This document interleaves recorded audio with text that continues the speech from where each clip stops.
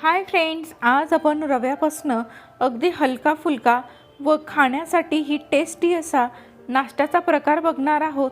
चला तर रेसिपीला सुरुवात करूया। हा नाश्ता बनवण्यासाठी सर्वात आधी इथे मी 1 कप बारीक रवा घेतलेला आहे।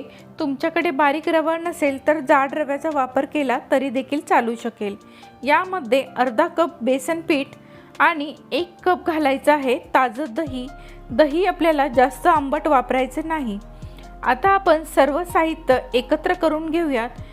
आता आपण त्यामध्ये अर्धा कप पाणी घालून घेणार आहोत। ज्या कपाने मी दही मोजून घेतलं होतं त्याच कपाने मी अर्धा कप इतकं पाणी या मिश्रणामध्ये घालून घेतलेलं आहे। आता आपल्याला ह्याचं बॅटर बनवून घ्यायचं आहे। जर तुम्ही जाड रवा वापरत असाल तर रवा भिजण्यासाठी आपल्याला थोडंसं जास्त पाण्याचा वापर करायचा आहे।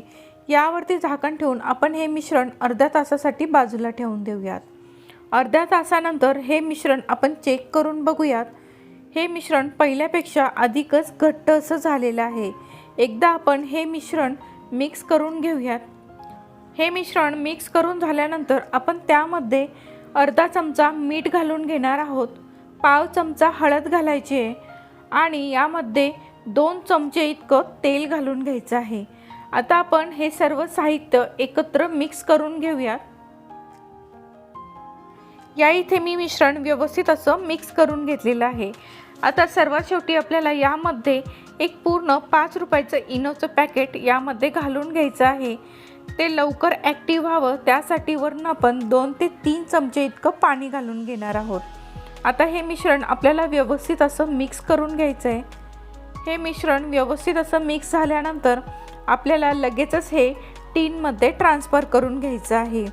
या ठिकाणी मी कुकरमध्ये भात बनवण्यासाठी वापरल्या जाणाऱ्या स्टीलच्या डब्याचा वापर केलेला आहे।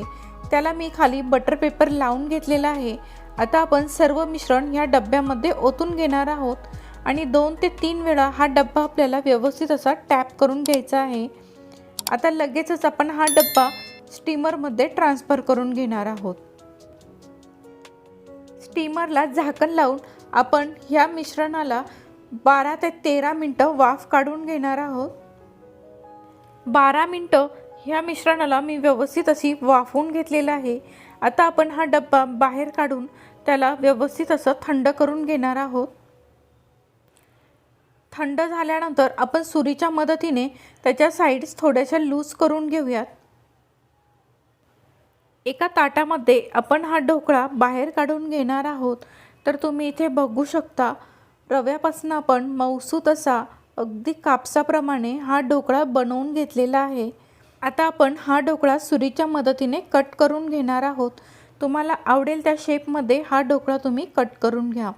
माझी रेसिपी आवडली असेल तर रेसिपीला लाईक करा, जास्तीत जास्त तुमच्या मित्रमैत्रिणींसोबत शेअर करा। ही रेसिपी तुम्ही घरी नक्की ट्राय करून बघा आणि मला कमेंटद्वारे कळवा तुम्हाला ही रेसिपी कशी वाटली। या इथे मी ढोकळा कट करून घेतलेला आहे। तुम्हाला मी एक पीस देखील जवळून दाखवते। तर तुम्ही इथे बघू शकता ढोकळा अगदी मऊसूत आणि कापसाप्रमाणे तयार झालेला आहे। या ढोकळ्याला अगदी छान अशी जाळी देखील पडलेली आहे। आता आपण ह्या ढोकळ्यासाठी एक तडका देखील तयार करून घेऊयात। त्यासाठी इथे मी पॅनमध्ये 3 चमचे तेल घालून घेतलेलं आहे। तेल छान गरम झालं की त्यामध्ये आपल्याला एक मोठा चमचा भरून मोहरी घालायची आहे। मोहरी तडतडली की त्यामध्ये आपण अर्धा चमचा जिरे घालूयात। पाव चमचा हिंग घालायचं आहे। थोडेसे कढीपत्त्याची पानं घालून घ्यायची आहेत। 3 ते 4 हिरव्या मिरच्या कापून घालायच्या आहेत। आता हे सर्व आपण 1 मिनिटभर कमी गॅसवरती असंच परतवून घेऊयात। आता आपण त्यामध्ये कट करून घेतलेला ढोकळा घालून घेणार आहोत। हा ढोकळा आपण 1 मिनिटभर या फोडणीमध्ये असाच परतवून घेणार आहोत। हा ढोकळा अगदी पटकन बनवून तयार होतो आणि खाण्यासाठीही खूप टेस्टी असा बनतो। तर ही रेसिपी तुम्ही घरी नक्की ट्राय करून बघा। आता आपण यावरती थोडीशी कोथिंबीर घालून घेऊयात आणि इथे आपला ढोकळा तयार झालेला आहे। हा गरमागरम ढोकळा तुम्ही चिंचेच्या चटणीसोबत किंवा हिरव्या चटणीसोबत देखील सर्व करू शकता। माझी रेसिपी पाहिल्याबद्दल धन्यवाद। परत भेटूयात अशाच नवनवीन रेसिपींसोबत। तोपर्यंत बाय बाय।